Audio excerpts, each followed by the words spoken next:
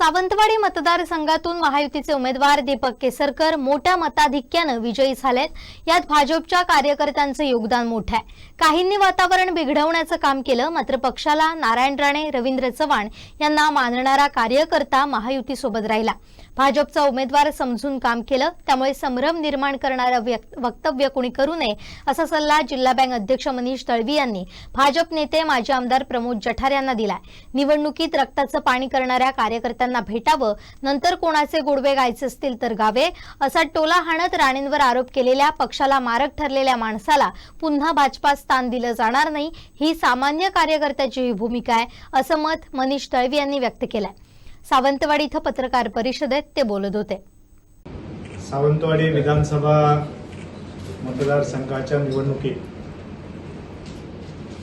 या मतदारसंघातनं महायुतीचे लाडके उमेदवार दीपकभाई केसरकर हे मोठ्या मताधिक्याने विजयी झाले आणि या त्यांच्या विजयाच्या सगळ्याच वाटचालीमध्ये भारतीय जनता पार्टीच्या सर्वसामान्य कार्यकर्त्याची खूप मोठी मेहनत होती, त्यांचं योगदान होतं आणि यासाठी आज या पत्रकार परिषदेच्या माध्यमातून या मतदारसंघातल्या भारतीय जनता पार्टीच्या माझ्या सगळ्या सहकाऱ्यांना मनापासून आम्ही धन्यवाद व्यक्त करतो, त्यांचं मनापासून अभिनंदन करतो की खऱ्या अर्थाने यावेळची ही निवडणूक आणि खास करून सिंधुदुर्ग जिल्ह्यामध्ये सावंतवाडी मतदारसंघाची निवडणूक याकडे सगळ्याच सिंधुदुर्गवासियांचा, महाराष्ट्रातल्या अनेक मंडळींचा खूप बारकाईने लक्ष होता।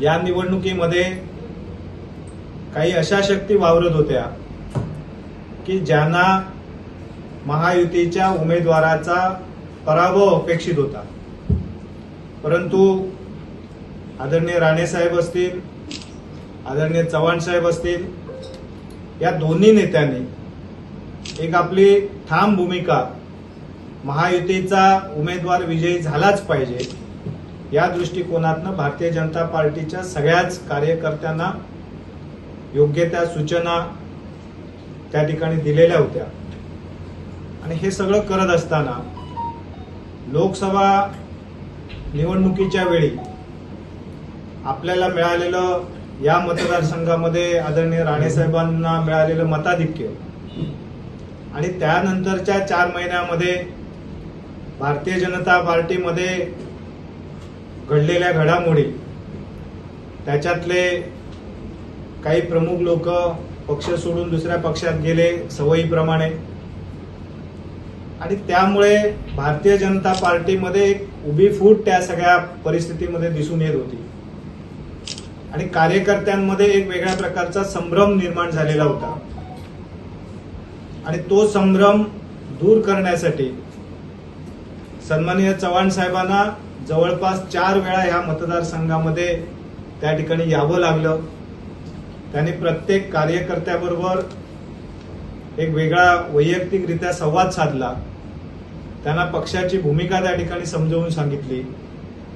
राणे साहेबांनी दौरा केला, त्यांनी कार्यकर्त्यांना समजावून आपली भूमिका सांगितली आणि त्यानंतर कार्यकर्ता त्या ठिकाणी कामाला लागला।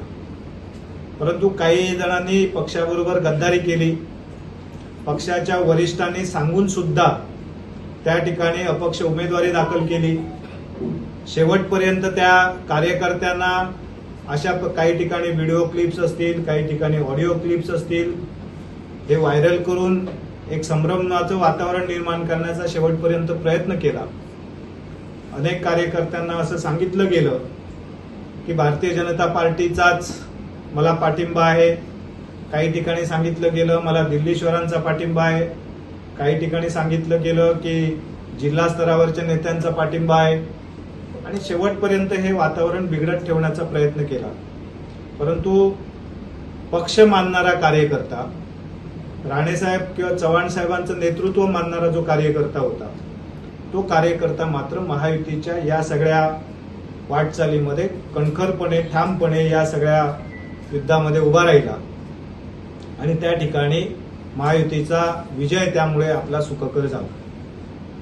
कालच एक बातमी या सगळ्या माध्यमातून मी वाचली की आमचे पक्षाचे नेते सन्माननीय जटार साहेब त्यांनी असं कुठेतरी म्हटलंय की केसरकरांचा विजय हा विशाल परब यांच्यामुळे सुखकर झाला. मला असं वाटतं की त्यांनी या मतदारसंघामध्ये यावं, या मतदारसंघातल्या आमच्या सगळ्या सहकारी भाजपच्या कार्यकर्त्यांबरोबर की ज्या ज्या कार्यकर्त्यांनी या निवडणुकीमध्ये आपल्या रक्ताचं पाणी केलं, ज्यांनी रात्रंदिवस मेहनत घेतली, त्या कार्यकर्त्यांबरोबर संवाद साधावा, त्यांच्याबरोबर चर्चा करावी, वस्तुस्थिती खाली काय होती याची जाणीव करून घ्यावी आणि त्यानंतर कोणाचे गोडवे गायचे त्यांचे गोडवे गावे. परंतु मी या निमित्ताने एक गोष्ट सांगू इच्छितो की हा जो विजय आहे हा महायुतीच्या सगळ्या कार्यकर्त्यांचा, महायुतीच्या विचाराचा आणि महायुतीच्या नेत्यांच्या परिश्रमाचा खऱ्या अर्थाने विजय आहे. इथे कोणाच्या बंडखोरीमुळे, कोणाच्या गद्दारीमुळे कुठला विजय सुखकर झाला नाही.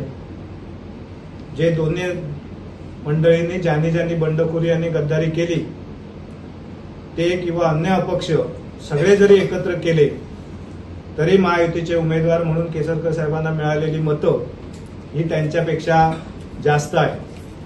आणि त्यामुळे अशा कोणाच्या तरी बंडखोरीमुळे विजय सुखकर झाला असं म्हणून पुन्हा एकदा भारतीय जनता पार्टीच्या कार्यकर्त्यांचा अपमान करण्याचा प्रयत्न कुठल्याही नेत्याने करू नये.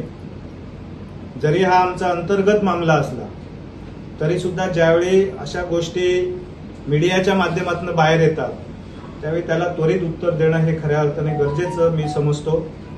कारण मागचे 3-4 महिने सातत्याने या सावंतवाडी विधानसभा मतदारसंघामध्ये कार्यकर्त्याला प्रत्येक दिवस एक संभ्रमाची अवस्थेतनं जावं लागत होतं आणि ते गेलेले आहेत आणि त्याच्यातनं आता कुठेतरी सावरत आहेत. आणि अशा परिस्थितीमध्ये असं संभ्रमाचं वातावरण निर्माण करणारी वक्तव्य कृपया सावंतवाडी मतदारसंघातल्या राजकीय परिस्थितीवर कोणी भारतीय जनता पार्टीच्या नेत्यांनी भारतीय जनता पार्टीच्या कार्यकर्त्याशी संवाद साधल्याशिवाय करू नयेत, अशा प्रकारची एक आमची इच्छा आहे, किंबहुना विनंती आहे. आमचे दिवसभरातले सर्व अपडेट्स, ताज्या घडामोडी आणि थेट लाईव्ह पाहण्यासाठी सबस्क्राईब करा, लाईक करा कोकणचं नंबर 1 महा चॅनल कोकण 7 लाईव्हचं YouTube चॅनल.